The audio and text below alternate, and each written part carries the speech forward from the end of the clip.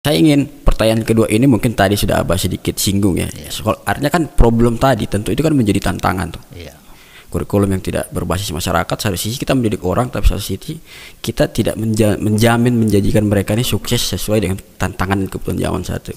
Kemudian satu sisi kita mendidik mereka, tapi mungkin mereka terdidik hanya dalam lingkungan sekolah. Keluar sekolah, mungkin anak kembali ke masyarakat. Habits atau perilaku dia yang asli itu seperti ini. Di sekolah saja yang dia pura-pura baik, itu kan masalah. Artinya itu menjadi tantangan yang kira-kira untuk merubah itu secara perlahan, secara berangsur-angsur, step by step, dalam pandangan Abah itu bagaimana?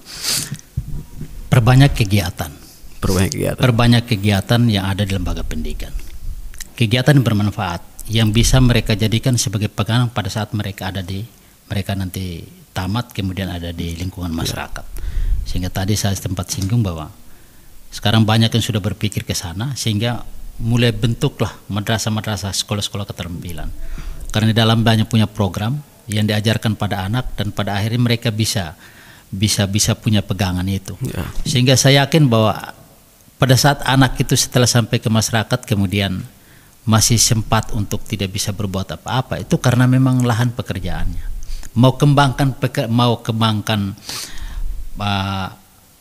Bukan buat ya, artinya mau buat sesuatu untuk bisa bertahan hidup, bisa menghasilkan sesuatu, itu kan tidak ada. Tidak ada, sehingga pada akhirnya ya muncul lagi sifat aslinya. Jadi seolah-olah bahwa afektifnya sudah gagal tuh. Padahal di sekolah itu kan sudah dibentuk oleh guru. Tapi pada saat begitu sampai ke masyarakat kok berubah kembali ke asli. Nah ini oleh karena itu saya sangat bersyukur bahwa di Alor, di Alor sini ada punya man satu yang memang sangat luar biasa, punya program-program life skillnya. Ini sangat luar biasa. Dan insya Allah bahwa dari jumlah siswa yang sekian banyak, sekitar 1000 lebih ini, masing-masing mengambil dengan kegiatan-kegiatan yang ada, berpusat untuk mengikuti program keterampilan yang ada. Ini ya insya Allah lah, termasuk bukan 100%, tapi mudah-mudahan ini jadi pegangan mereka, sehingga pada saat mereka nanti setelah tamat, mereka sudah bisa tahu kalau memang saya tidak bisa inilah pegangan saya untuk saya bisa hidup dan lain sebagainya. Nah itu seperti itu. Kira-kira begitu. Sehingga pandangan Abah dalam menjawab problem tadi ya. Seperti itu. Nah mungkin saya ini kembali ke yang tadi juga sudah Abah jelaskan soal 3 langkah strategis yang memang harus terpatri dan ada di dalam diri setiap guru maupun pegawai yang ada di lingkup Kementerian Agama, yaitu menata hati seperti tadi Abah bilang bahwa Dewan Pertimbangan Agung di dalam diri kita itu adalah hati. Kemudian misalnya menjunjung tinggi akhlakul karimah, tadi Abah bilang bahwa ya kita sebagai guru ya harus memberikan contoh. Kita tidak perlu teori, tapi kita harus memberikan contoh akhlak yang baik itu seperti ini. Lama kelamaan tanpa kita marah pun siswa akan mengikuti kita karena kita sering mengamalkan itu.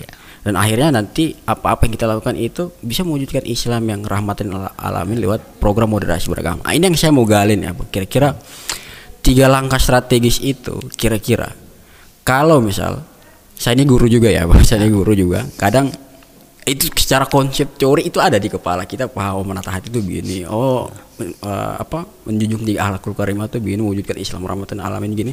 Tapi misal ketika masuk di dalam kelas itu blank saja tuh dengan situasi kondisi di dalam kelas.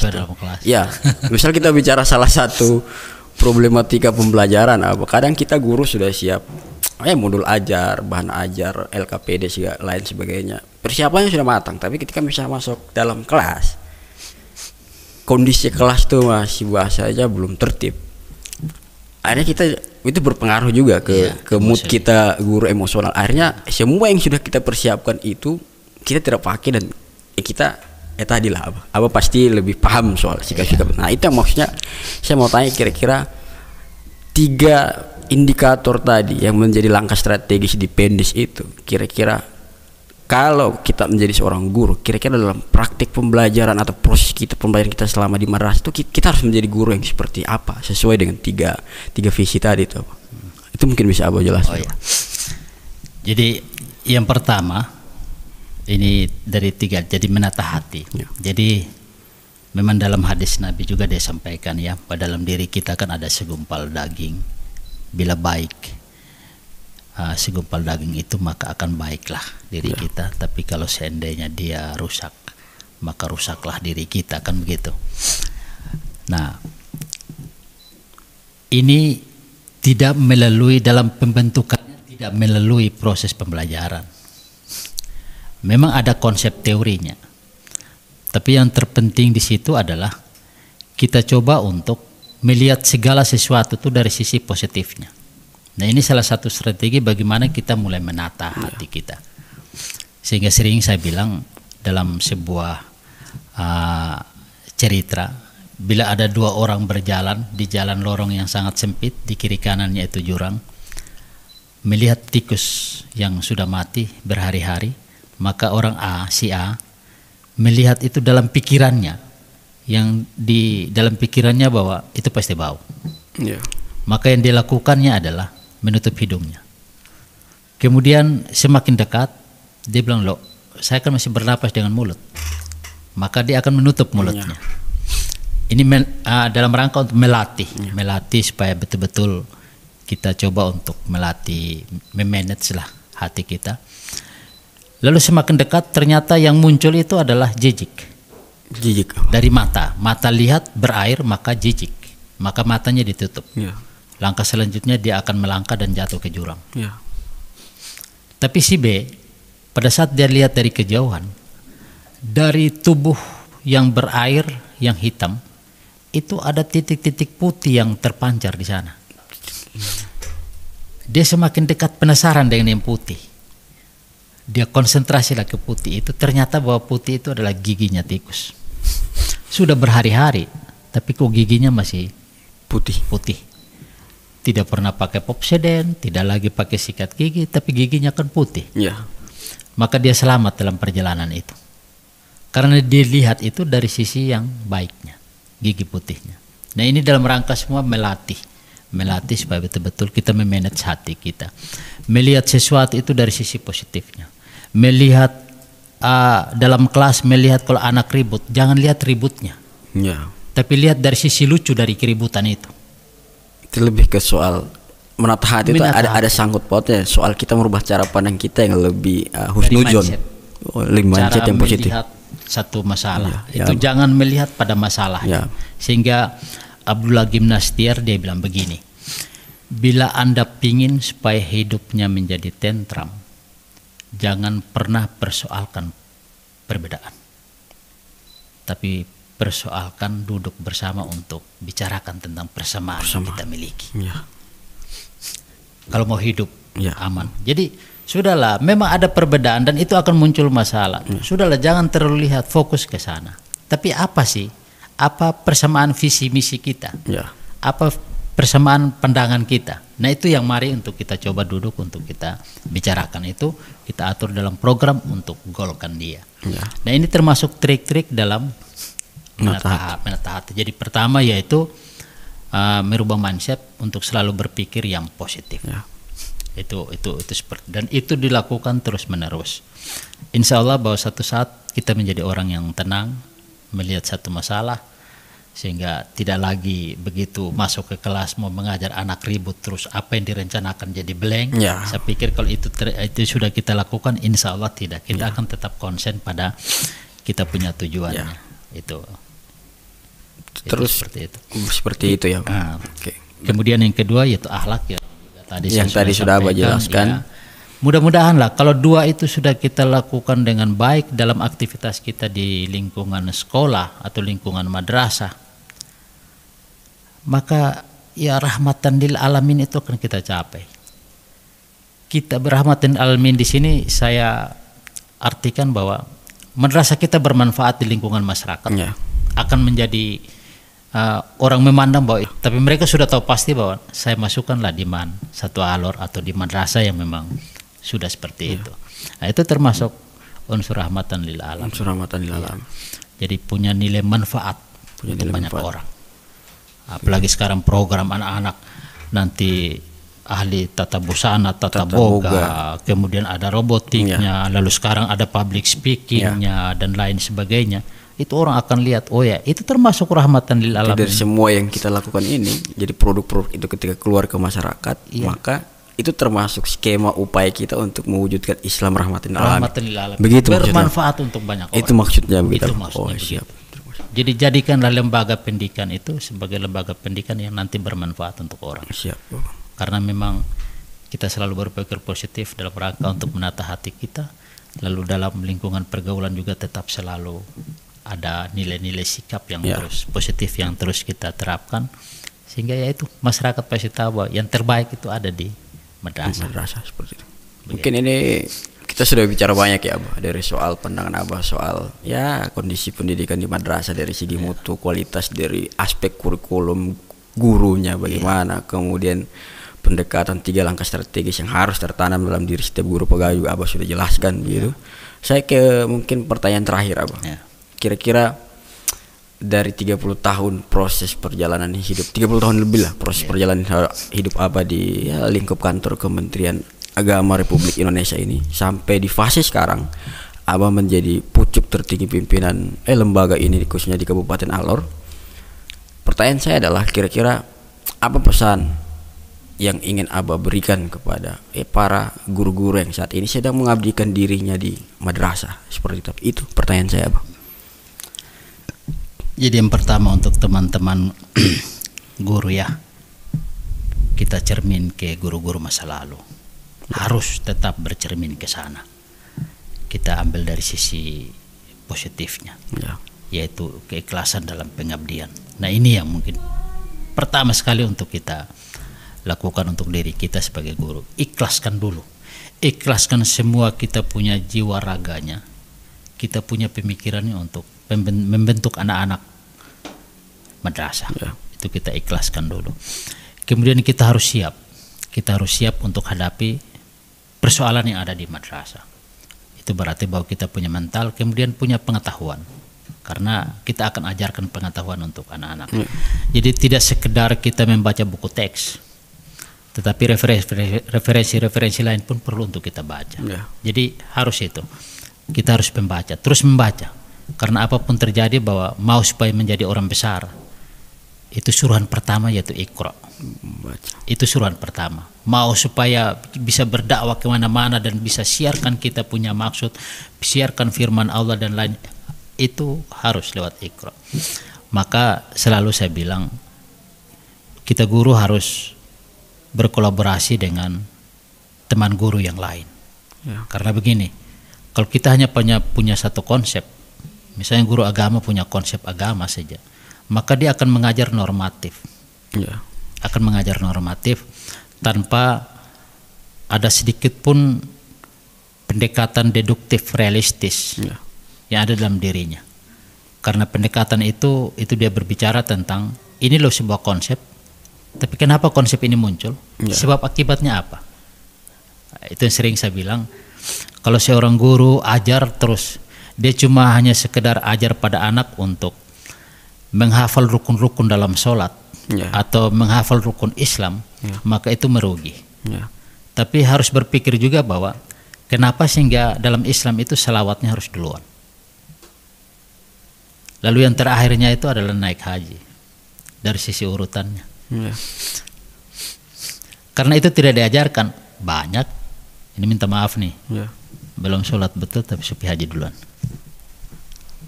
Padahal amalan pertama yang nanti dihisap yaitu adalah sholat. Bila sholatnya baik, maka segala amalan itu baik. Kan itu yang konsepnya. Nah itu yang jadi harus berkolaborasi. Guru agama berkolaborasi dengan guru-guru mata pelajaran sains, mata pelajaran sosial. Ya bukan kolaborasi dalam mengajar, tapi mungkin membaca juga buku-buku yang umum. Karena itu pasti ada kaitannya. Pasti ada kaitan. Jadi contoh lain lagi yaitu bagi guru IPA. Guru-guru IPA juga, guru-guru biologi, guru fisika, kimia juga belajarnya di guru-guru Quran hadis. Tanya kira-kira kalau memang belum pernah baca-baca Quran, ya tanya kira-kira materi saya ini itu dalam Al-Quran surat apa, ayat keberapa, lalu apa hadisnya. Nah itu minimal, sehingga itu menjadi klop. Ini dalam rangka pembentukan sikap dan penguasaan pengetahuan. Nah ini untuk teman-teman guru. Jadi pertama dia ikhlaskan diri, kemudian dalam membangun pembelajaran harus terus belajar, membaca. Kemudian yang berikut yaitu dia jaga terus dia punya akhlak. Jaga terus akhlak. Dia jaga akhlak. Ya termasuk menjaga akhlak salah satu contoh yang paling simpel yaitu sudahlah di setiap sujud terakhir dalam sholatmu doakan juga untuk anak-anak. Insya Allah itu menjadi kekuatan untuk kita sekaligus juga untuk membuat kekuatan untuk anak-anak, sehingga pada satu saat mereka juga pergi, doa-doa kita itu masih mengikuti mereka. Jadi jangan ego karena sudah jadi guru terus menganggap bahwa siswa itu anak kecil. Jangan, karena mereka itulah kita ada di madrasah. Tanpa mereka yang jelas bahwa kita tidak ada di sini. Mereka kurang saja kita bingung, tidak genap 24 jam. Nah, itu saja kita bingung, apalagi kalau dorong tidak ada sama sekali. Nah, itu berarti kita di mana?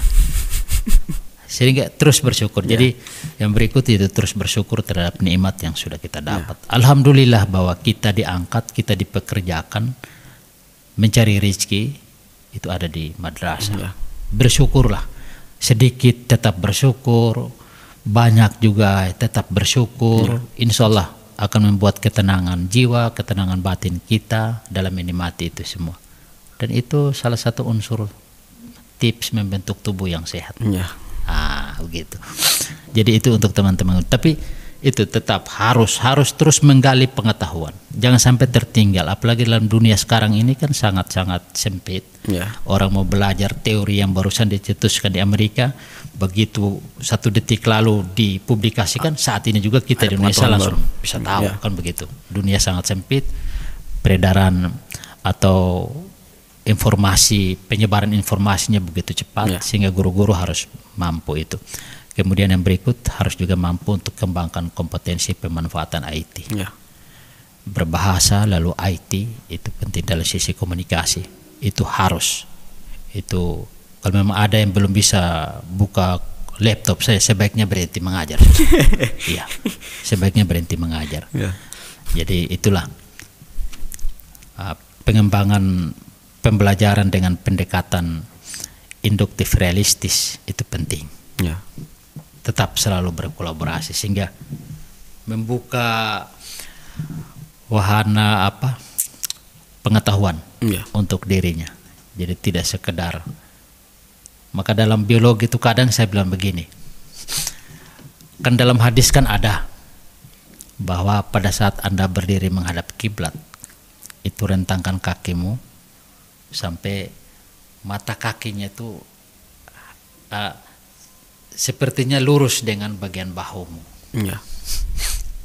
Ternyata bahwa itu mereka yang di atlet lifter itu ambil ilmu itu. Beban semakin bertambah, tangan mereka harus pegang itu besinya, harus semakin diperlebar. Karena diperlebar bahu mereka semakin keluar, maka kaki mereka juga harus ikut. Mata kaki dengan yang ini harus ikut. Supaya apa? Angkat beban yang berat itu bisa seimbang. Angkat menjadi. Nah begitu juga pada saat sholat. Jadi ya minimal dia rata lah.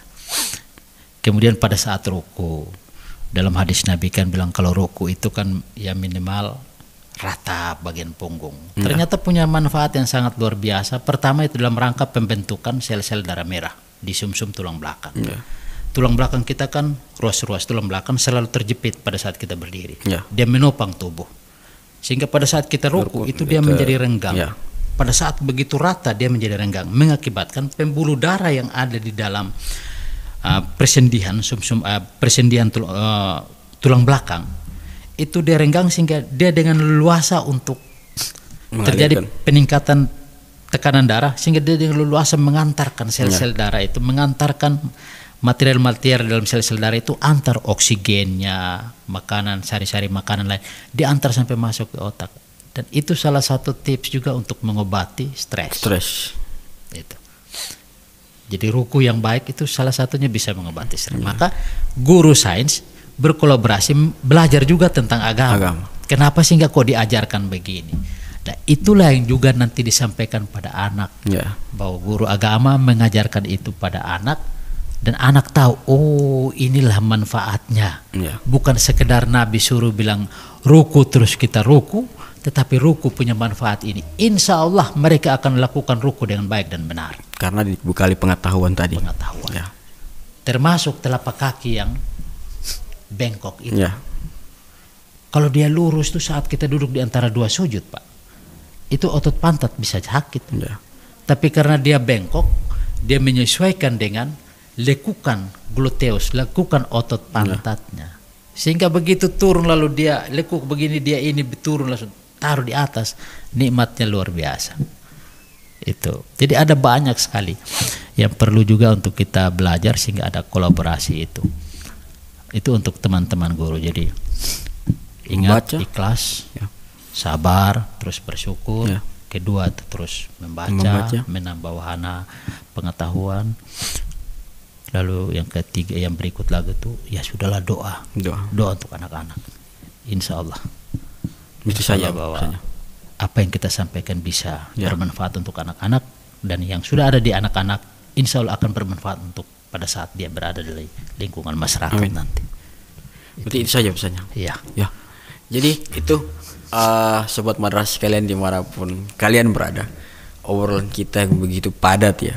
Narasumber kita kali ini memang tidak salah kita undang untuk bicara soal problematika pendidikan di madrasah dan solusinya, karena ya bisa sobat madrasah kalian simak lah obrolan kita dari tadi awal sampai sekarang. Itu semua isi semua, daging semua. Tidak hanya kita bicara soal pengetahuan dunia, tapi pengetahuan akhirat pun dikasih seperti itu. Jadi harapannya apa yang kita obrolkan ini bisa bermanfaat. Kemudian kalau dirasa bermanfaat bisa di-share ke banyak orang sehingga inspirasi itu bisa muncul terus dan terus sehingga tadi Islam yang rahmatan lil alamin itu bisa terbentuk seperti itu. Itu saja mungkin obrolan kita, tapi sebelumnya saya mengucapkan terima kasih banyak Abah. Terima kasih sudah meluangkan waktu untuk hadir dan berbagi ilmu pengetahuan di studio Ababil kami ini Abah. Terima kasih, saya ucapkan terima kasih karena saya tahu bahwa jadwal Abah itu sangat padat, tapi sudah bisa hadir dan membagi ilmu pengetahuan yang begitu banyak hari ini saya dapat, dan ini satu kebanggaan. Saya ucapkan terima kasih banyak Abah. Semoga di lain kesempatan kita bisa ngobrol-ngobrol lagi tentang satu tema yang kira-kira bisa lagi memberikan edukasi kepada banyak orang seperti itu Abah. Ya itu saja obrolan kita pemirsa, sobat madrasah kalian dimanapun kalian berada. Saya Mumin Boli sebagai host pamit undur diri. Wassalamualaikum warahmatullahi wabarakatuh. Waalaikumsalam warahmatullahi wabarakatuh.